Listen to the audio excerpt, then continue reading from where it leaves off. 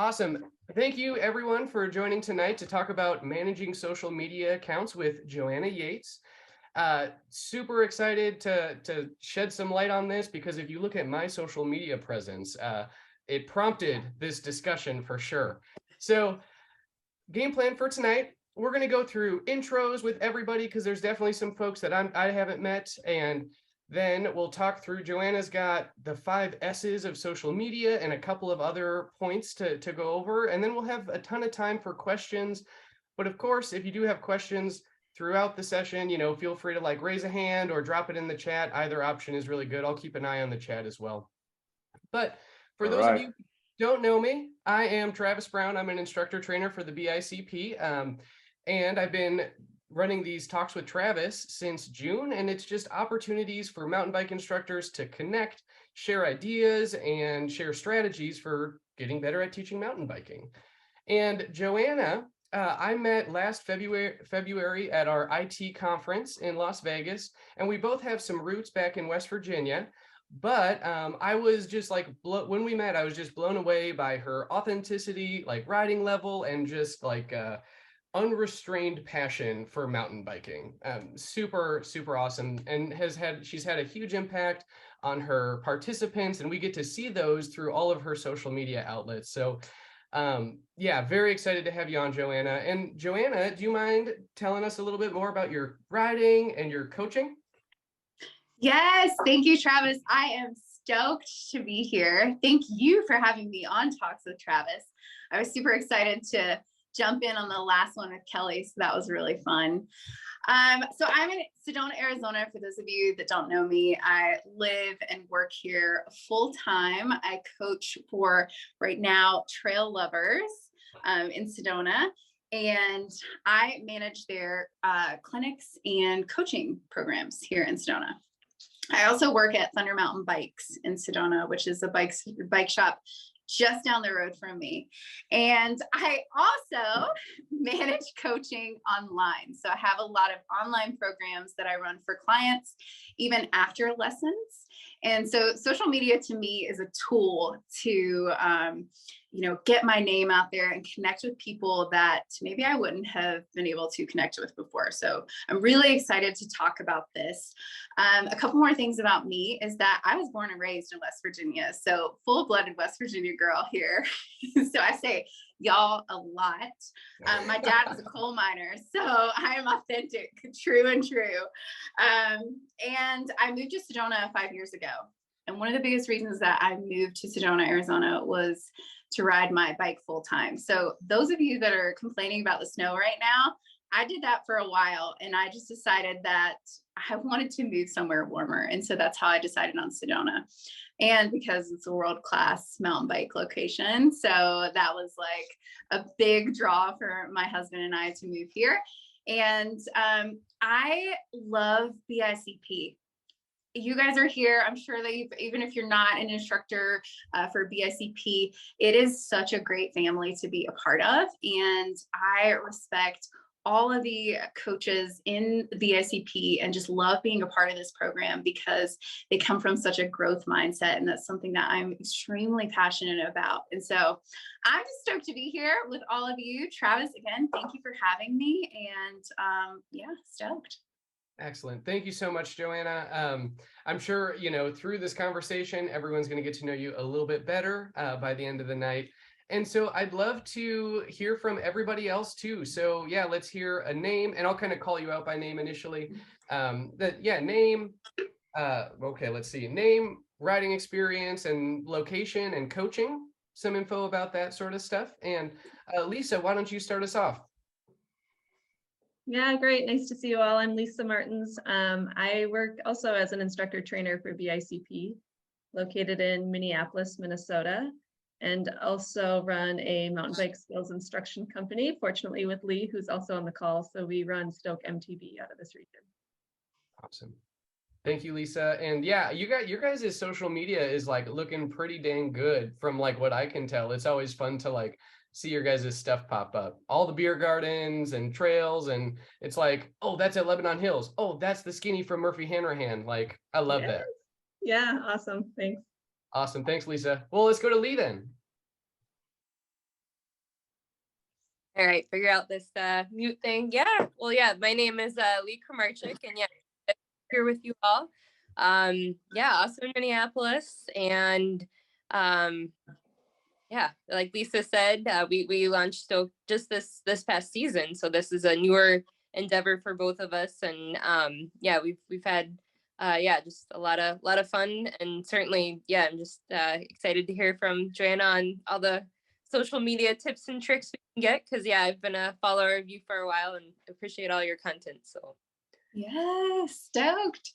Excellent. Thank you, Lee. Scott? Hey, everybody. My name is Scott Gibbons. I've been an certified instructor since 2013 through the BICP, through my own coaching business that I run on the side. It's not my day job, but I got that going on. I'm also an instructor trainer for the BICP, and then I also provide online coaching for the Ryan Leach program.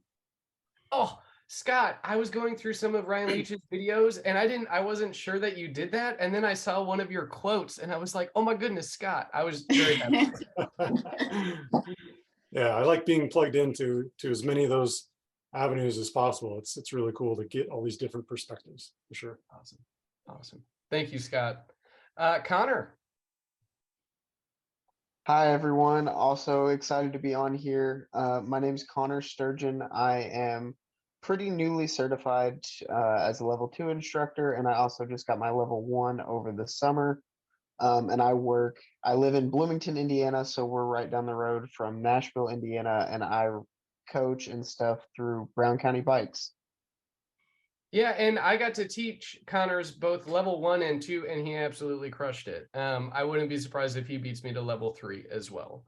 Don't go that far. Don't go that far. We'll do it together for sure. Awesome. Thanks, Connor. And Claire.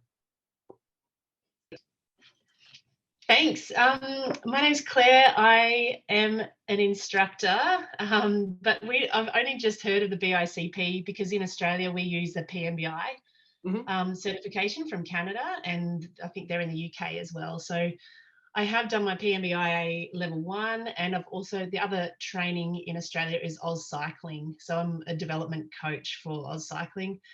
But I'm also an outdoor ed teacher. So I've taught outdoor ed for years and years, and then got into teaching, we were teaching mountain biking through that, and then got into coaching women. So then we did a lot of coaching, and I ran a mountain bike event for women. And that's how I sort of found Joanna, because I follow Rome Fest, because I've run this women's mountain bike event here in Australia, which was inspired by an event in Canada that I did years ago.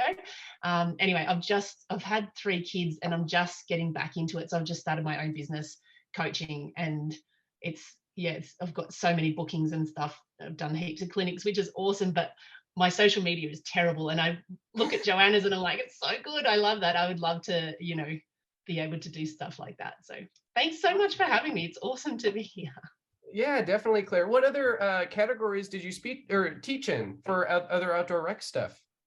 I lived in Jindabyne, and that's where I taught. I've lived in lots of places actually, but a bit of sea kayaking, a bit of whitewater rafting, a little bit of abseiling, high rope stuff, backcountry skiing. Yeah, but mountain biking is my jam. That's what I love the most. So yeah, that's sort of where I've ended, and I've kind of given up the outdoor ed. I'm a nurse as well, so that's my main job. This is a side hustle. So yeah. Excellent. Well, thank you so much, and thanks for joining. Thanks for having me. Anson, go for it. Hi, I'm Anson Wellington. I live out in New York, Brooklyn, New York. I've been coaching since 2021, summer 2021. That's when I got my level 1 certification. And I got my level 2 in Vermont with Travis this summer. So, I've been riding mountain bikes for a while, since say like 1998. So it's pretty interesting to see the changes that the sport's been through, and how we have like no legal trails now in New York City. Like mountain bike was illegal when I started doing it in New York. So it's cool to be partnered with NYCMTB, Climb. These are all nonprofits that do a lot of volunteer work in the local trails that we have here. And I own A Plus MTB LLC, and that's the company I started to do my coaching through. And I think that's it. That's all I'll say right now. Yeah, thank you, Anson. Yeah, and I've been watching your social media, and you got some sweet videos. It seems like there's a lot of good riding, even like, I mean, I've seen some of your stuff in Brooklyn, but like even like some New Jersey stuff, and maybe I saw like some Bike Park New Hampshire stuff. Like it was awesome. Oh yeah, the Northeast is awesome. So we have like 4 or 5 bike parks you can ride within a 5-hour timeline. But my social media, I need to step it up. I got to figure out the formula. So hopefully Joanna can drop some knowledge on us. Yeah, that's what we're here for. Excellent. Thank you all for introducing yourselves. And yeah, I guess mine and Joanna's goal for tonight is just, well, my goal is also to learn these things, but, provide some strategies for growing and maintaining your social media presence in an intentional way, and how to focus that specifically towards mountain bike, as a mountain bike business or mountain bike instruction business owner. And with that, I think we'll let Joanna take it away and move into the meat of the conversation. Awesome. Thanks, Travis. I am really excited to talk about this. Again, thank you guys for being here. Let's jump into it. So if you have a notebook and a pen and paper, please take some notes, okay? Because there's going to be a lot of good nuggets that you can take away and use. I'm really big about taking action on the things that you learn, right? Same as mountain bike skills. We want people to go and practice the things that we teach them, whether that's practice teaching or practicing the actual skills. So just like this, if you're learning something new today, which we'll get into, put these things into action. And that's one of my goals for after this. So let's get into it. I have a couple of different notes here, and this isn't going to last super, super long. I have like 15, maybe 20-ish minutes of just things that I want to touch on as far as strategy goes. Give you a little bit of background. I not only manage my own social media account as my personal brand, I also manage 5 other social media accounts, and 3 of them are pretty big accounts. And maybe I'll let you guys guess at the end of this webinar which accounts you think I manage, because some people know and others don't. Anyway, so first thing is first. Let's talk about the elephant in the room, the virtual room right now, which is your mindset towards social media. So a couple days ago, I put a sticker on my story and was like, hey, what are the things that you struggle with when it comes to social media? And a lot of those were negative connotations coming through of coaches or mountain bikers that have these struggles of getting on social media or putting themselves out there in this way. Or should I focus on education? What times to post? All of these things that come up when social media comes into play. So I just want to get this out there, is that we get to choose, and you can change your mindset around social media. So if you're constantly telling yourself like, oh, this thing is so hard, it's so hard for me to show up on this platform and do these things, then it's going to be hard, right? So let's make it easy on yourself. So stop hating social media and do it on your own terms. So take ownership of how you show up and create your own experience. And with that, because I'm big on taking ownership and not playing the victim in certain situations, is that we get to choose. So what I mean by that is we get to filter what we see on that app. So are you creating content or are you consuming content? And we all know the doom scroll, y'all, when you get sucked in and you just scroll through all day long and you're like, oh my gosh. And I mean, I've done it a million times. I get it. You get on your phone and you're like, oh, I'm going to do this one thing. I'm going to post this thing. And then you scroll through and you're like looking for ideas on how to post, or you're looking at this or that. And then by the time you get there, you're like, oh, I didn't post anything. And then you compare yourself to all these other people on social media. and you're like, I'm just not going to post. So you never post anything, right? I've been down that road. In fact, on my apps on my phone, I have for my social media apps, it says time suckers, because it's a time suck. And I use it for work. So I'm always coming from the content creation side instead of the consumer side. So we get to choose what we see on that app. So I like when people unfollow me, or if I need to unfollow someone, filter what you see. And when you get on that app, really think about how you can create content instead of just consuming. So come from that creating mindset, and instead of always consuming. Okay, so write them in your notes right now. All right, then to set boundaries. Okay, so this was another thing on my stickers that I had asked that question. Setting boundaries with your social media is huge. So if you get on there and you're just doom scrolling and you're seeing all these things, comparing yourself to whatever, get on there for a purpose and set a timer or set a time when you get on there to answer messages, especially if you're running a business, a coaching business, or even that could be your personal brand. Set a time when you go on there and answer that. You know, you don't have to always just be like answering your messages or whatever. So set boundaries. Then we're going to get into 3 types of content. So in my world, there's 3 different types of content that I'll put up. So video content, right? So for the visual learner. Then there's written content. So if you're really good at writing, that's another. And then there's audio content. So people that learn from just listening. So like audiobooks, podcasts, things like that. The written content could be like blog posts or, you know, some kind of form, you know, on your website or whatever. So there's different avenues that you can go. And one of the main social media apps that I use is Instagram and Facebook. And I have just now started getting into YouTube, and I use Twitter a lot of times too, which is just fun for me. But instead of just getting overwhelmed with like, oh, which platform should I use? Stick with something that works for you, right? Or think about where your clients are. Where are the people that you want to reach? Where are they hanging out at? So if they're hanging out on Instagram, I want to be creating content on Instagram. If they're hanging out on YouTube, sweet, I'm going to be on YouTube, right? So coming at it from a business owner's mindset and trying to reach your ideal client instead of like, oh my gosh, I'm afraid to show up here because of ABC or like what people will think, right? We'll get into that here in a second. So 3 types of content: video, written, and audio. And then come at it from your strengths. So what are you good at?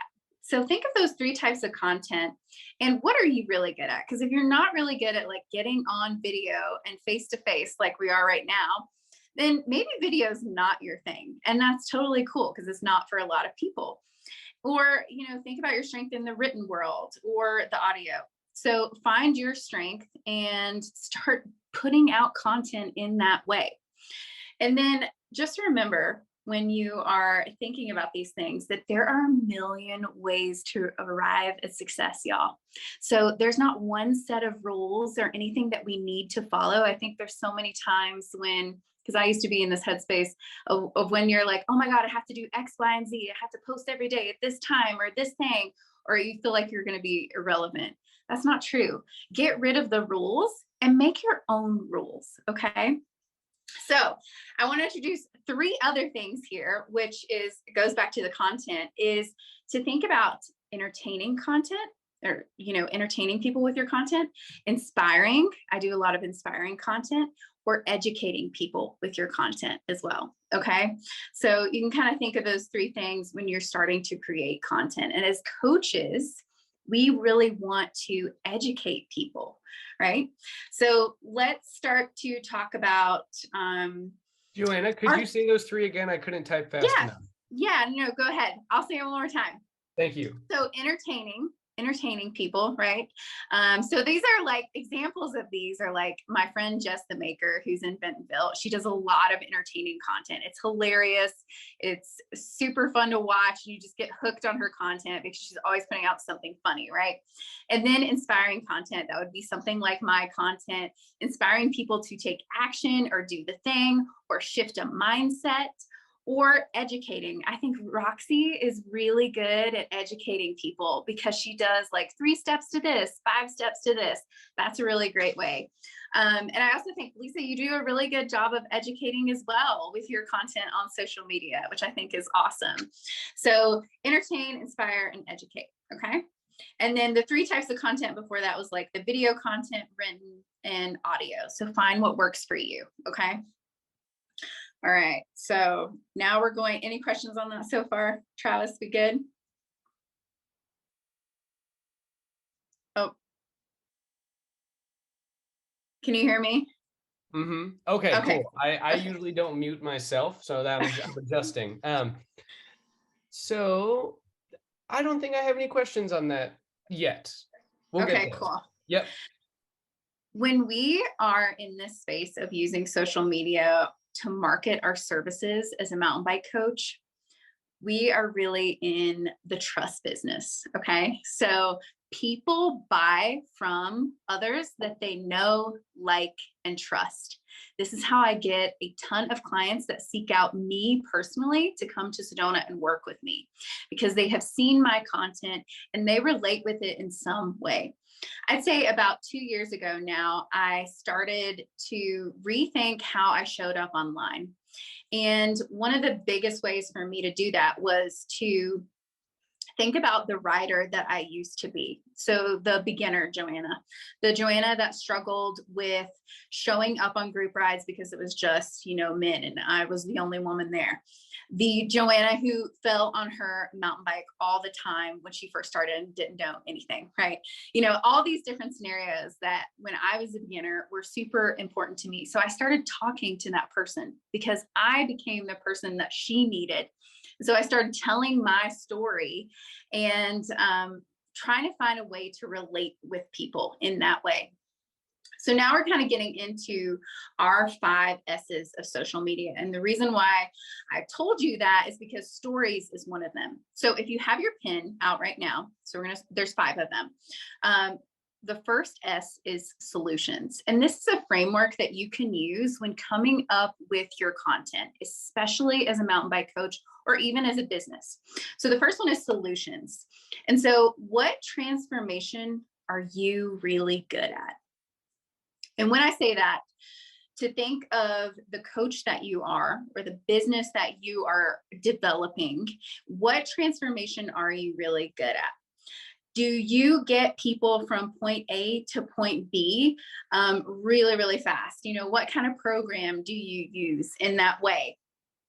And, maybe you can teach them how to ride manuals down the street. I was telling Travis this earlier, like, just because you can't, or maybe you can't ride manuals down the street for miles and miles, doesn't mean you don't have something to offer. Maybe your client, your ideal client out there right now, just wants to learn how to have more confidence on technical terrain. Or maybe your ideal client wants to learn how to get up and over a root or a rock because they've struggled with that before. Or maybe your ideal client wants to just gain more confidence on the bikes so that they can go ride with their kids in the park. Like, you have something to offer is what I'm saying here. All right. And so that kind of brings me to the next S. Yeah, go ahead. Real Travis. Quick. So could you give an example of what that would look like in a social media post? Yes. So your transformation. And I talk about this all the time. If you look back at my social media, I will, and this kind of gets into the next S, which is stories, but I'll tell you this one, the solutions, focusing on the solutions. What is your client's problem? Do they struggle getting over technical terrain? Do they struggle, like they want to progress from green trails to blue trails? What is their problem? And then build solutions for them off of their problem. Okay. And talk about how you're going to get them from their problem to the solution. This is a great way to reach your ideal client, because your ideal client is going to read that caption or that post or whatever you put out and immediately relate to it. And they're gonna be like, oh, she's talking to me. I had somebody do this to me the other day. It was like, oh my gosh, it was like you were in my head. I was like, yeah, because I have had that experience, right? And so Travis's experiences are going to be different than Lisa's experiences and Claire's experiences, right? Then different than mine. That's why you have something different to offer. Cool. Okay, cool. So the second S is stories. And this is how you relate. And so just like I was telling you that story about me when I was a beginner, this gets you to relate with your ideal client. So me telling those stories as I was a beginner, and now, like, you know, as I'm like learning to coach better or coming from a growth mindset, or like, you know, maybe I was on trail today and had like an encounter with, you know, a hiker or something. Your stories help you attract your ideal client. So that kind of goes into the solutions as well, and just how you attract that client to your feed. And again, like, you know, 2 years ago, I started to get really clear on that and started speaking to the parts that were actually a little vulnerable for me, that I didn't feel like a lot of people were talking about in the mountain bike space. It's more so acceptable now, which is great. And I love it. But at that time, I didn't feel like people were talking to people like me. So I started talking to that person. So the next S is superpowers. And this is your secret sauce, y'all. Okay, so everybody has it, because nobody does it like Travis. Nobody does it like Claire. Like nobody does it like Lisa. Okay, you are what makes you, and people need to hear that side of your story. Okay, and why you are different and what you can offer, because no one has your experience. And that's really, really awesome. And also very powerful. And that's what you can offer in this space. So when you start to compare yourself to XYZ on social media, just remember that you are your superpower. And I talk about this a lot in coaching, but also as it relates to, of course, like the business side, because it's so important. And people need to hear from you. So they want to know your specifics, right? And I think what I see in your ahead. social media on like the superpower front, I think you, like naturally inspire and want to inspire others. And I get that a lot from your social media, as well as like enough confidence to be vulnerable, you know, and like share the struggles that you're going through. And because that's like a superpower in itself. And to me, that's also kind of closely related to like relating to your clients, right? Yeah. Like I think those things all together kind of make them more likely to want to learn right from you, right? Yes, exactly. And listen, if you have struggled with it, I know there's other people that struggle with it. Okay. So put it out there. And a lot of times if I struggle, if I've like made a post and I'm like struggling, I'm like, oh my God, what are people going to think about me? Because we all have that run through our mind, right? They're like, oh my gosh, what if I post this? Oh my God, what if I get this result?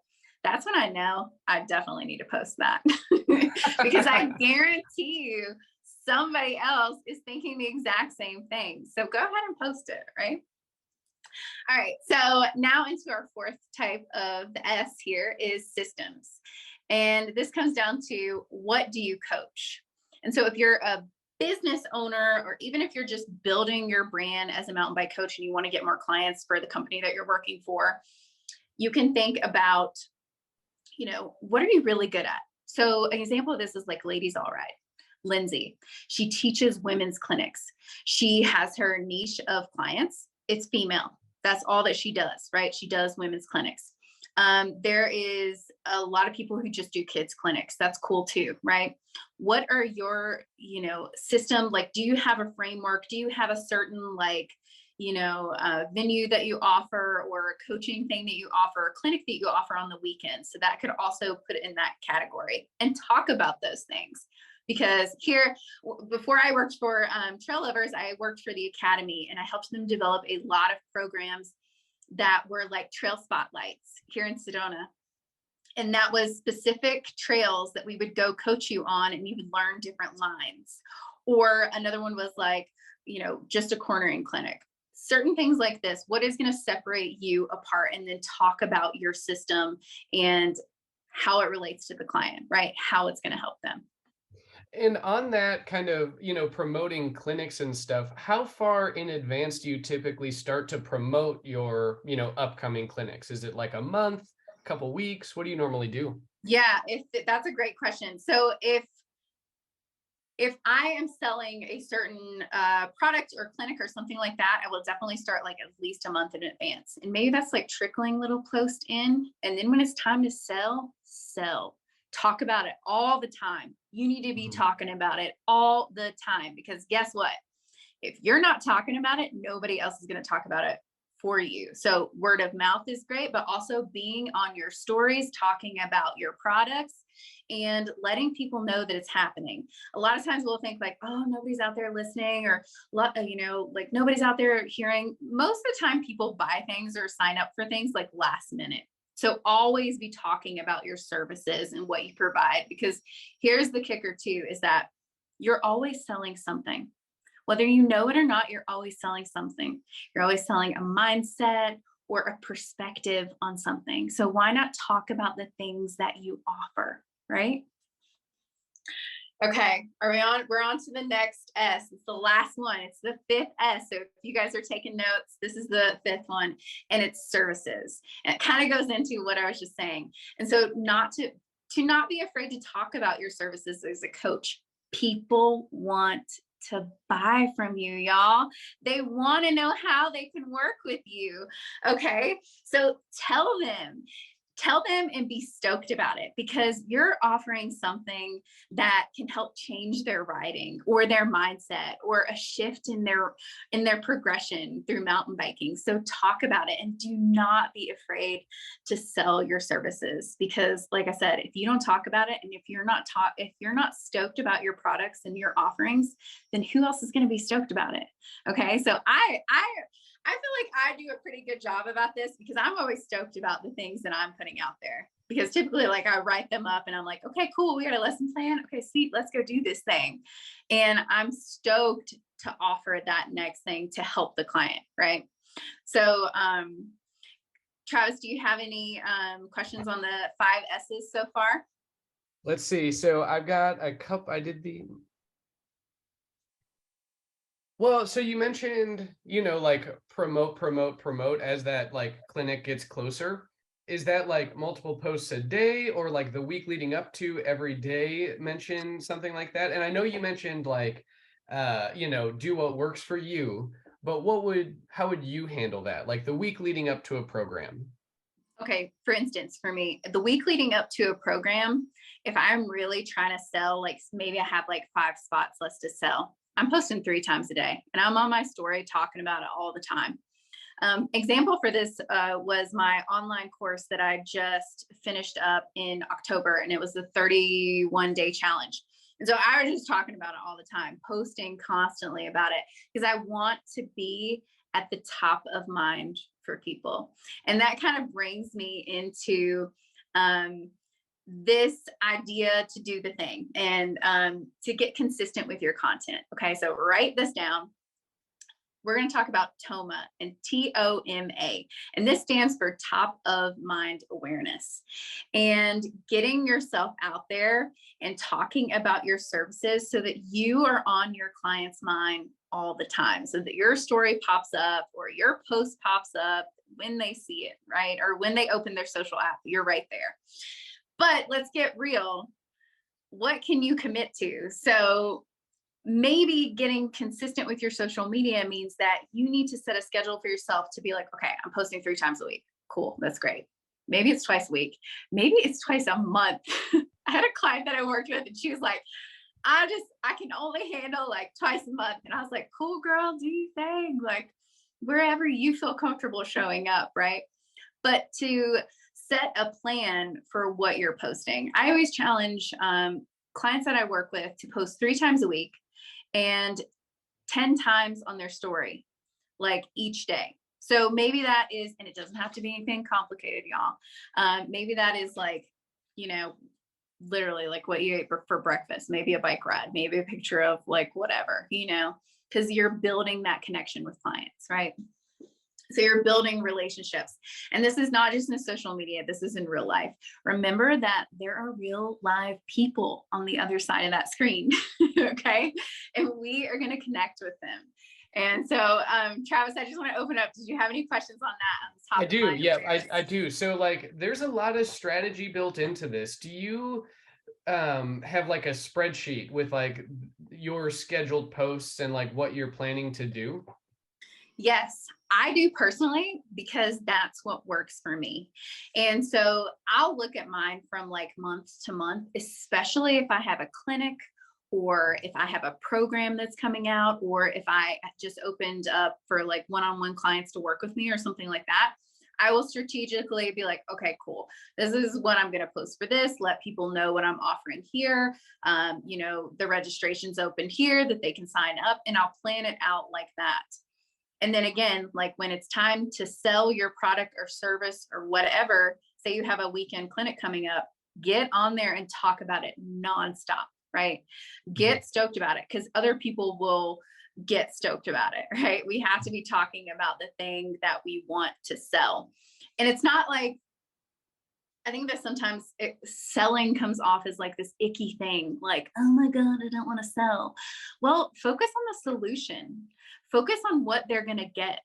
Focus on investing in their skills is an amazing thing. Like, you know what I mean? So focus on those things instead of being like, oh yeah, come join my thing. It costs this much, blah, blah, blah. Right. So focus on the solution, because remember, it's not about you. It's about them. Right? We want to help them progress. Okay. So that's like a good mindset shift to have when you're promoting yourself in that way, or a service. And kind of like a logistics question. So you've got this spreadsheet. Do you use any of the software that allows you to like schedule posts in advance? So then you can like be a little, it's not like necessarily you're on there every single day.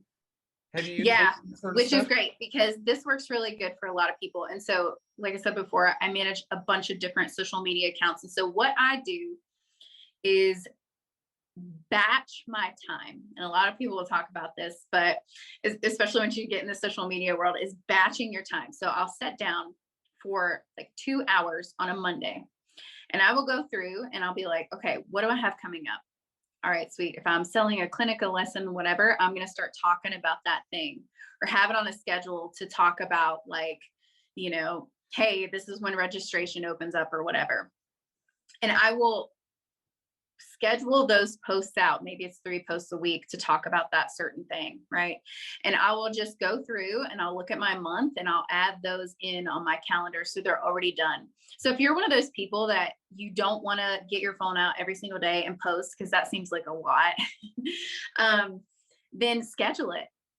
So Facebook and Instagram just opened up to where you can schedule out reels now, and you can schedule out your post on Facebook.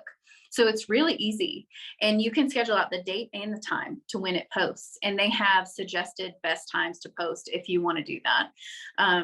But that's a really good way. If you are limited on time and you don't want social media to take over your life, then schedule it in. Make it easy and make it work for you. And on the like batching thing, so content creation, like, you know, getting all these videos and, you know, deciding what you're going to say, that's like a lot. And I think like just creating content is like a challenge. How do you create all of the content that you have? I make it easy. I make it so easy for myself. A How lot do of you do people that? use, yeah, okay. Well, okay. So a lot of people will go out and just like, you know, film themselves, like it's almost like acting, right? But I just film my writing. I film what I'm doing that day. And I know we'll talk about the tools, but I have a tripod that just fits in my backpack, and I'll set it up and maybe I'll ride through, and it doesn't have to be long, right? Because a lot of times now, if you're focusing on like Reels or Instagram or TikTok or something like that, they want shorter video. Set it up, get used to talking to the camera. Just like when you're first starting practicing teaching, like if you're a level 1 instructor trainer, you know how like people can butch the first couple of teaches. Guess what? You're probably going to butch the first couple of like videos that you do. You look back and you're gonna be like, oh my gosh, that was garbage. Try again. Well, it's something new. And if you don't have the reps in yet, that's cool because you're building your confidence in this space to get better at it. Okay. When I first started, I was not that good at it. There are still some times when I'm like, what was that? Garbage. We're going to delete. We're going to try again. So getting out there and setting up your tripod. If you want a riding segment, a lot of times I do that. I'll just set my tripod up. I'll film myself going through and maybe that's it. Or try some talking head stuff, just like this, right? Explain something that you went through. A lot of times having that face-to-face interaction when people see that on screen is huge. People want to know they're connecting with a person. So then, okay, so you've got your tripod and stuff. Are you like, one thing that I have a hard time with, so I ran the social media for the Arrowhead Bike Farm out in West Virginia. Yeah. I found that, and it was mostly like trials focused. And I found that like I would find myself looking for the line that would be fun for Facebook and Instagram and not necessarily just what I'm focused on. So like in personal life, how do you keep that separation to still be like super satisfied in your personal rides and get the content that you need? Yeah. To still have a life outside of social media. Oh my gosh, no way. Okay. So sometimes I have rides where I am focused on content creation. So maybe that's one day a week for me. And typically right now it is. I'm like, okay, cool. I'll go out and film myself doing some cool stuff, maybe some not cool stuff, whatever. And then sometimes I don't even bring my phone on a ride. I think it's important to set the intention for what you're doing and to batch that time as well. So maybe you only have an hour this week. Okay, cool. What are things that your audience needs to hear or your ideal client needs to hear? So say you were having like, you know, a clinic coming up and you want to promote that clinic. Maybe you just go out and shoot the venue. Like, hey, this is where it's going to happen. We have these drops and jumps, blah, blah, blah. Or maybe you're shooting, you know, a 30-second video of you talking about the clinic, you know? So again, what is going to work for you to make you actually show up on these apps? So make it easy for yourself to show up instead of being like, oh, this doesn't look perfect. Oh, what are people going to think about this? Remember, don't focus on those things. Focus on the difference that you can make in the education and solution to the problem that you're going to solve. Sweet. And again, like if anyone else has questions and wants to jump in, feel free to throw them in the chat, all of that. I definitely have a list. Yeah, let's go. I'm stoked. All right. So you mentioned you've got like your kit. What all do you use for equipment to generate the content?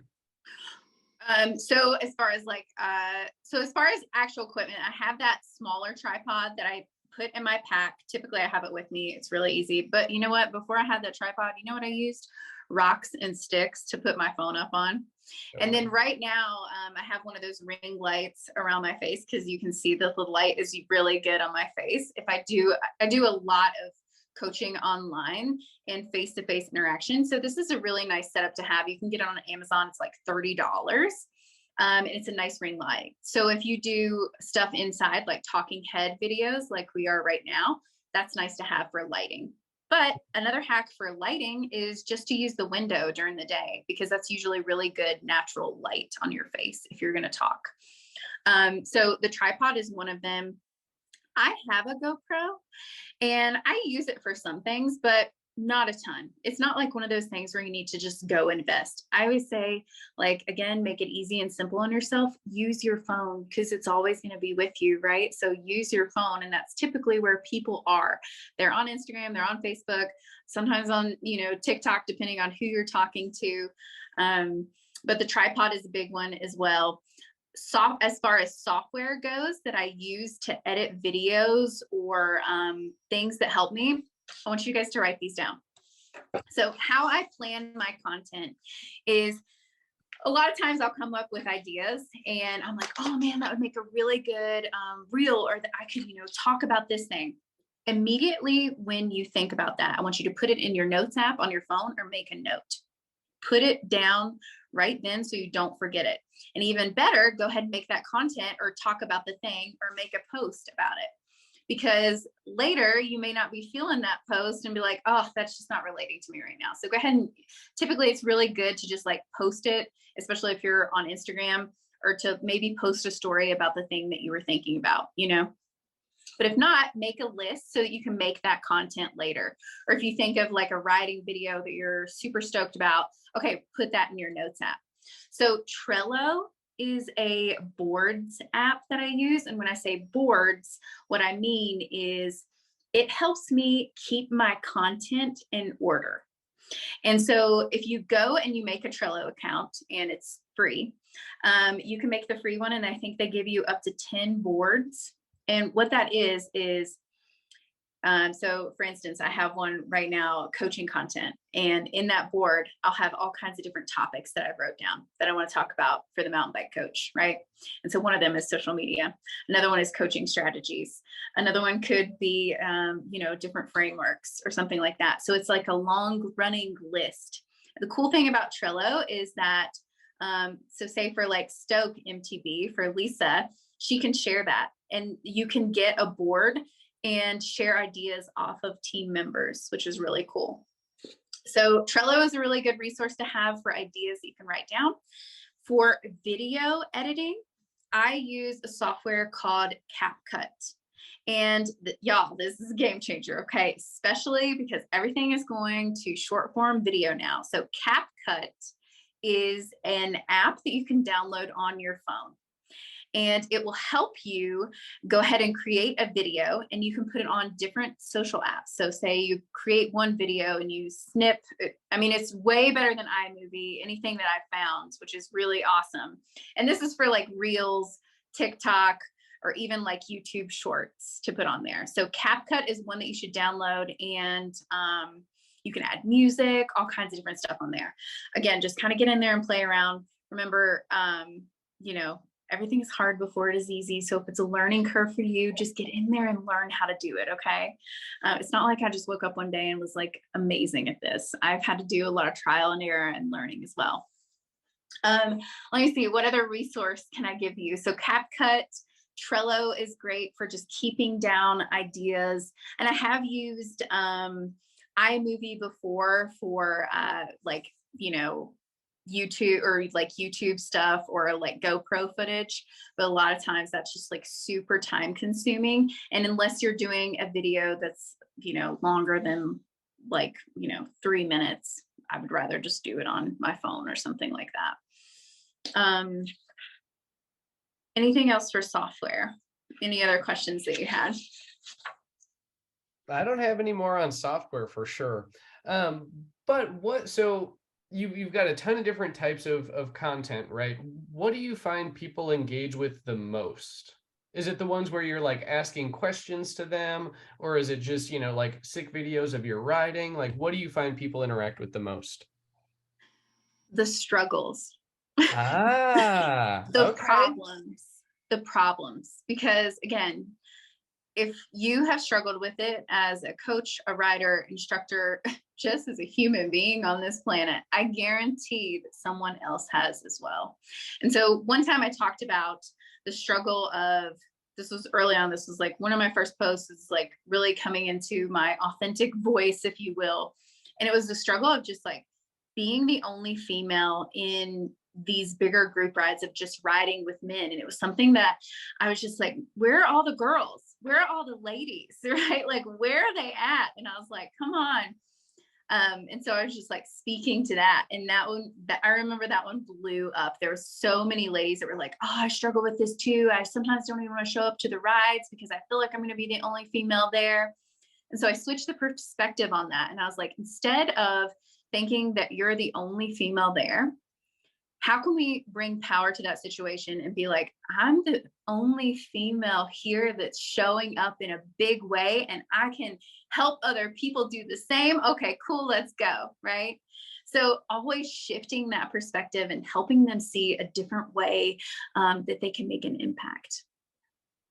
That's awesome. And now that you mentioned that, like, I feel like I've watched like one of your YouTube videos where you talk about that, and like, you don't need to apologize for like being the only woman in the group and like catching up or whatever, Yeah, for sure. Well, and two, on the flip side of this, I have spoken, you guys probably know him, Jeremiah Stone. He's a mountain bike instructor for Ninja Mountain Bike Performance. And we were talking about the flip side of this. And I often talk about this with Phil, my husband. On the male's perspective, the side to always think that you have to be on and always be performing and like be in this way of like, oh my gosh, people are looking at me like, so I better do this sick wheelie down the street, you know, especially in a coaching world. It's like, hey, cool, I can do these things, but like I don't have to show off. And like coming from that perspective as well, right? It's like, yeah, you're still a good rider, but you don't have to come at, it's not ego, it's just like, hey, yeah, I'm cool with this, right? Like I got it. I think that would be something really cool for those men of you in this group to kind of talk about, because I know definitely it's a thing. Well, so it is totally a thing. So I was teaching a level 2 course this past, or a couple weekends ago out here, and it was with like a group of younger coaches for the kids downhill team here. And we were all definitely younger. And like the biggest challenge that I had in the course wasn't, you know, getting them to be able to manual or, you know, perform all these other skills. It was getting them to stop doing things to draw attention to themselves and their own riding ability. And like, and it got to the point where it was like, I mean, that's just like not model instructor behavior. And if we see more of that, like that will be a fail in the course. Like, so it's something that, you know, we're working to change. But I mean, it's a really good point to bring up for sure, because especially with our clients, like they don't need to know how far Scott can wheelie, you know. I'm sure it is very, very far. Because it doesn't do any, well, Scott, I just know you, I have so much confidence in you. But like people don't need to know that, and they don't need to show off, and it doesn't create a more welcoming environment when you're behaving in that way. And I will say this is like most riders, well, and two coaches, like it's cool if you can't, you know, if you can ride a wheelie down the street, kudos, stoked for you. But most of the time, I think that we feel like if we don't show up online and we're not doing this like super cool thing, or we're not like bunny hopping for days, or like, you know, nose pivots for days, like kudos to people who can do that. But you still have something to offer. Okay. So I always want you to think about that, because there are people out there that their goals are different. They don't care if they can ride a manual down the street. That's not their goal. They don't care about that. They just want to be able to keep up with their kids, or like keep up with, you know, a group ride or whatever. So think about talking to those people. And what I have found success in is always talking to the beginner, right? Because there's a lot of people that are still getting in the sport. There's a lot of new coaches out there that still need help. And to really speak to that, there's a lot of power in it. And you've mentioned the beginner a few times, and I just want to just like plug one of our previous nights of talks with Travis. I believe it was the Working with Adults episode. We went more in depth on the concept of the beginner's mind.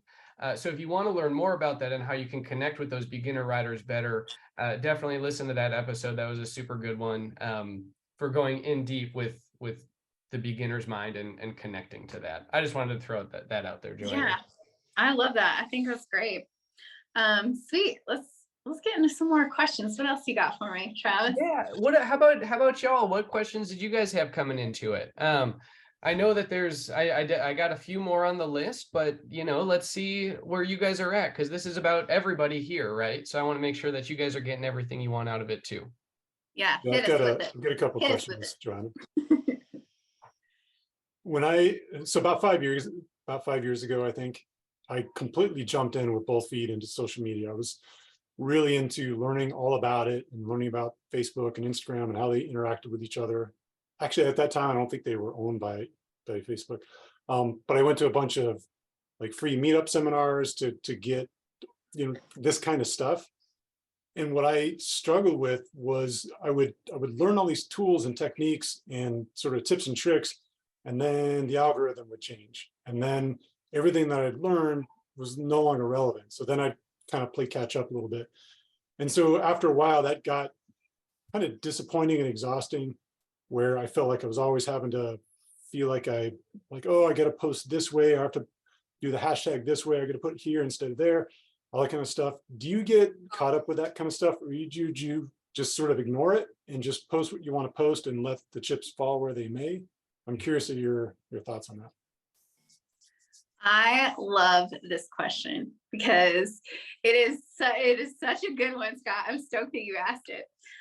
So when it comes to the algorithm, and yeah, because it's always going to change. So like right now in the social media world, like short form video, Reels content, TikTok is like the new hotness, right? And so again, like guess what? We don't have control over the algorithm. So one of the best ways that I feel like that you can stay on track and keep being consistent with your content is to still post no matter what, and to not focus so much on the likes or comments or anything with that, but just to stay consistent with your content. And so if you want to get off the platform completely and have control over your content, I would say one of the best ways to do that is to start building your own email list, because you own your email list.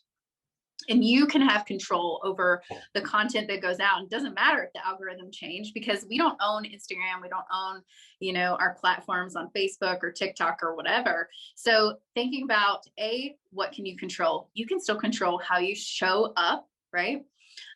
You can still post consistently, whether, whatever you commit to, like 2-3 times a day. And it's not going to matter, because the people who follow you are seeking your content, right? And they are there to hear from you. So it doesn't matter if the algorithm changes or whatever, you're still speaking to your ideal client. So that's how I always think about it, because it changes all the time. And I'm like, oh, sweet, I only got however many views on this, but I'm like, sick, that's awesome. Because maybe those views were exactly who needed to see them. Well, and that kind of like makes me think too, is like, it's not necessarily the number of views that bring you business. And like you said, it's the right people seeing that content. But I'm curious, like how much, because, I usually, most of the stuff that I post very infrequently is like some fun trialsy things. Yeah. And I always do hashtag bike trials, but, maybe that's just not the most popular hashtag. But do you like load up your posts with like hashtags in an attempt to like reach bigger groups? Sometimes I'll put different hashtags. I mean, when it comes to like hashtags, like you could put like, what's relevant to you. So you can also go to like one of those things online. It's like hashtag generators or whatever, and like look up what's relevant in your industry. But a lot of times I will just start putting, like hashtag mountain. I think one that I use frequently is like hashtag mountain bike, hashtag like lady shred, or, whatever. I'm thinking about, again, my client, like where is my client hanging out? So like yours, like bike trials, like that's going to go out to someone who's searching for that hashtag, right?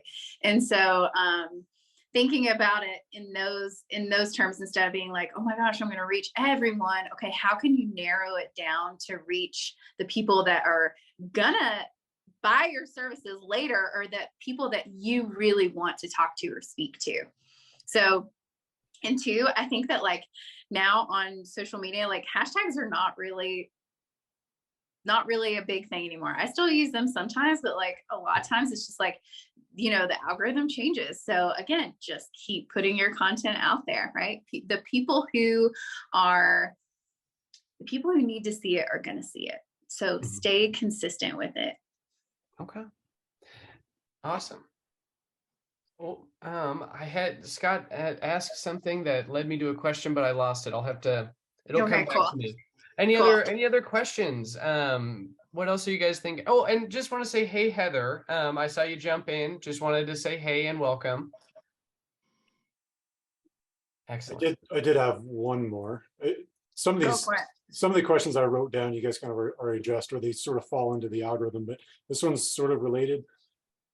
And I think when I started, a lot of the stuff was a bigger deal than it is now, kind of like you were saying with hashtags. Yeah. But business accounts versus personal accounts, which I think then feeds into whether you're trying to promote a personal brand versus a business brand. Yeah. The algorithm seems to, or at least at a time, it seemed to treat those totally different in the sense where with a personal brand or personal account, you got a lot more, you got closer to like more of a one-to-one sort of engagement, where with a business account, they're wanting to sell you the boosts and the posts and stuff like that, right? So Yeah, I'm yeah. just curious on your thoughts on that. I've always done business accounts because I wasn't trying to promote myself. I wanted to promote the business. And so sometimes I felt kind of slighted. It's like, well, I want to post stuff too, and it's not reaching out to this wider audience just because it's a business account. So it's sort of. Yeah, I think having so again with a business account or a personal account, I mean, business account, for instance, Trail Lovers, we have Sedona Mountain Bike Guides, and that is a business account because we are trying to sell products and services on there. And so certain things with a business account, it will reach different people, and it's going to reach people so this is a guiding and coaching service. So it will really reach out to those, and you'll have, when you could select a business account, it will have you like, hey, what category do you want to be in? And it'll kind of filter you into that category. With your personal account, you can kind of go like wherever with that one, right? So the business account, is more targeted toward the products, services, sales, whatever. If you're offering coaching or whatever, there's a million different. I have a jewelry account, and that one's just like, it filters to people looking for like jewelry or whatever, And one thing that you'll notice on a business account too is that you do not have certain features that you have on a personal account. So in a personal account, one of the biggest things that I love is having access to all the music for reels or posts or stories or whatever it is. And you have more options to add in things on your stories on Instagram, for instance. But on a business account, you have very limited music selection. So that can be challenging when you're trying to create more content as a business account. There are ways around that. And if you want to know those ways, let me know after this, because I can tell you, because that's like a big, long thing. But yeah. So business versus personal, this is what I say is, I think that if you're building a coaching business and you have like, Trail Lovers, Sedona MTB Guides, yes, have that one. That's great. Do your post, do your thing, but also have your personal brand separate from that. So have your personal account, because I want to hear from Scott. I want to see pictures of your kids. I want to see what you're doing on a daily basis. What you eat for breakfast. Okay, cool. That's awesome. I want to see all of those things to relate you as a person to the brand as the business. Because again, people buy from those that they know, like, and trust. And I'm going to trust you because, I know X, Y, and Z about you. Okay, cool. I can relate to that because I also like X, Y, and Z. So I think it's still important to have a personal account separate from your business account. Say you have the one coaching account and you have the personal account. I think it's important. Nice.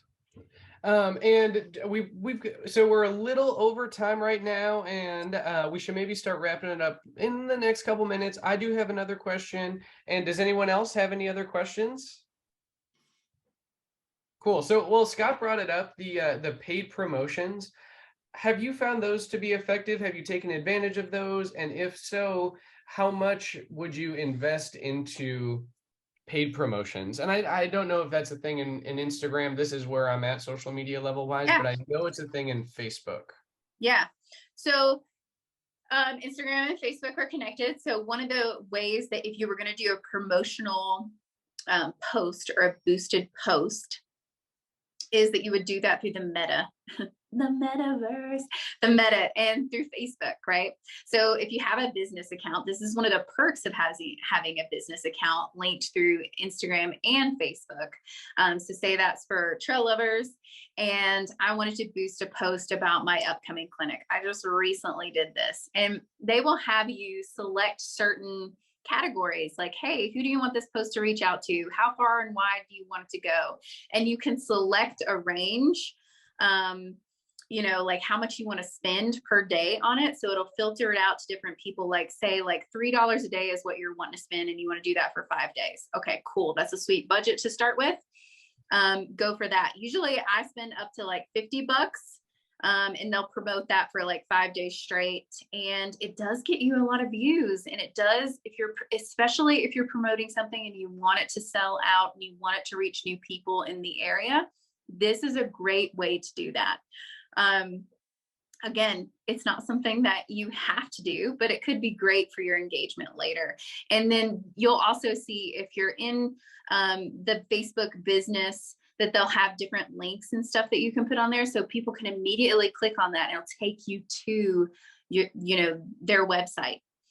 So for instance, for this last one that I did for my challenge, if you clicked on it and you saw that promotional ad come up or whatever, if you clicked on it, it'd take you right to the link to go sign up for my challenge.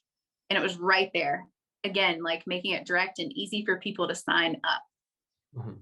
So yeah, I mean, I feel like there's benefit in using stuff like that, but maybe like only if you're, if you have something coming up or something that you really want to push. Awesome.